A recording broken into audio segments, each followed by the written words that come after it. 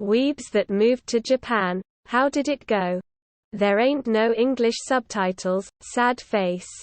Honest answer. Work culture is toxic and my professional life is devoid of most, if not all, creativity. Gets monotonous really fast. Food is great though. Not a weeb. Food is great. Nature and architecture os beautiful. People are okay. Ideal place for introverts to live. Work can be pretty toxic though. Moved here on a working holiday visa.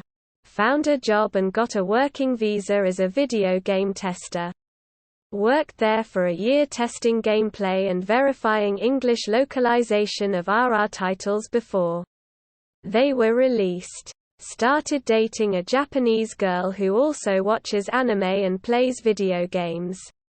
Then ditched the QA job for a programming job that pays 6 figures, which lets me live in the middle of Tokyo and eat delicious Japanese food every day.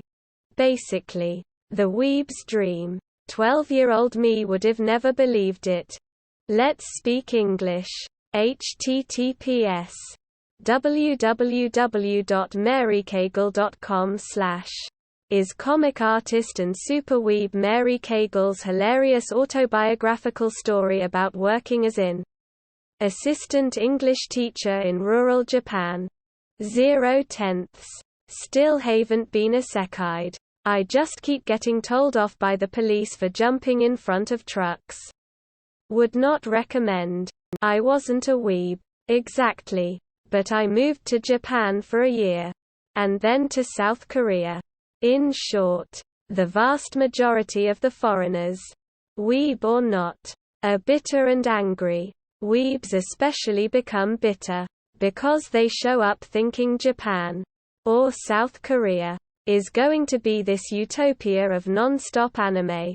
They think all their anime consumption has made them experts of the country, when in fact they know very little. Reality doesn't match up with expectations. And they start hating Japan very quickly. Edit. I should add, these bitter foreigners start making up obviously fake stories about Japan, because they know most Westerners won't know any better and will believe anything that is said. I lived in Japan for a handful of years. Most weebs who came over to teach English or bum around or whatever had a terrible time because they expected everything to be like anime tropes, and guess what? Japan is a country like any other and people are varied. It was a rude awakening for these visitors. Those that studied Japanese language and culture formally for multiple years did well for the most part, as did Japanese martial arts, kendo, etc. aficionados. For some reason, I only did 6 months there back in the early days of Street Fighter 4. And was an avid FGC community member. It was nice because the arcades there are amazing and I already had a network of friends that lived there. I would imagine that it would get pretty lonely if you didn't know anyone. And at the end of the 6 months I was pretty much over it and wanted to move back home. There isn't any sub-dub switch buttons. No weebs have actually moved to Japan because they most likely are broke and have crippling social anxiety and can't even move to the next town over, let alone another country. Also, not just anyone can move to Japan. Didn't move there but visited for a fairly long time. I wasn't expecting it to be weeb mecca as such and kept my status as an anime fan on the down low. Tried to focus more on the culture outside of anime. Tokyo is not a good place to have a physical disability. At the time I was walking with a cane and that made certain parts of the city inaccessible to me. The group I was with had to leave me behind or let me do my own thing because I just couldn't keep up with them. I never saw a person in a wheelchair or using a mobility device during the entire trip except for myself. Many of the subway stations had steep steps in and out and no other way of navigating. A lot of the buildings were narrow. especially in Akihabara, and had almost little goat paths built in rather than aisles. I was helped by a Japanese person once in the train station. Everyone else just ignored me.